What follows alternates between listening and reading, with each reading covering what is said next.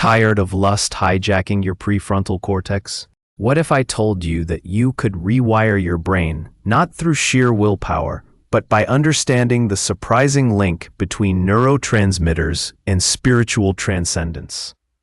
In this video, we'll reveal 5 unconventional methods to make lust obsolete, merging the power of neuroscience with ancient wisdom. So, how do we actually start taking control? The first way is through mindfulness and self-awareness. Think of it like this. Lust often comes on suddenly, right? But if you start paying closer attention to what's happening in your mind and body before that intense feeling hits, you can catch it early. What were you thinking about? What were you doing? What emotions were you feeling? Identifying your personal triggers is key. Once you know what sets you off, you can start to avoid those situations or develop coping mechanisms to deal with them. Next up, let's talk about neurotransmitters. These are chemicals in your brain that control how you feel. Dopamine, for example, is released when you experience pleasure, and it can be a big driver of lust.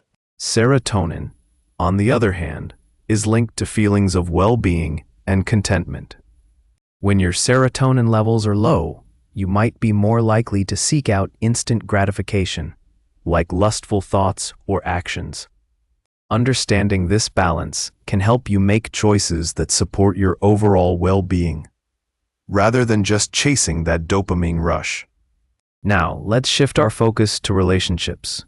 Lust is often a stand-in for a deeper need for intimacy and connection. If you're feeling lonely or disconnected from others, that can amplify your desires.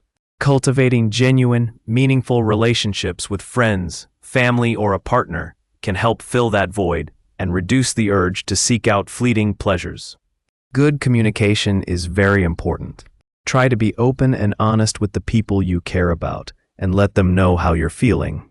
Talking about your struggles can make a huge difference. Another way to tackle lust is by reframing your thoughts and beliefs. Sometimes, we have negative or unrealistic ideas about sex and desire that can actually make things worse. For instance, you might believe that you always need to be in control, or that sex is the only way to feel good about yourself. Challenging these beliefs and replacing them with healthier, more positive ones can help you develop a more balanced perspective. Cognitive therapy can be very useful in identifying these bad habits. Finally, consider finding a higher purpose and meaning in your life. This might sound a little abstract, but it can be incredibly powerful. When you're connected to something larger than yourself, whether it's a spiritual practice, a creative pursuit, or a commitment to helping others, lust can start to lose its grip. Focusing on your values and what truly matters to you can give you a sense of direction and fulfillment that makes those fleeting desires seem less important.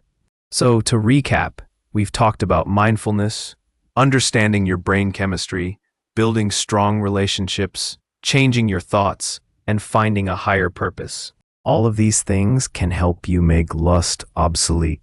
One area that still needs more research is how genetics influence our susceptibility to intense desires. Are some people simply wired differently, making it harder for them to control their impulses?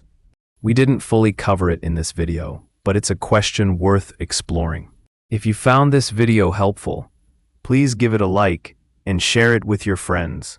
And don't forget to subscribe to our channel for more content like this.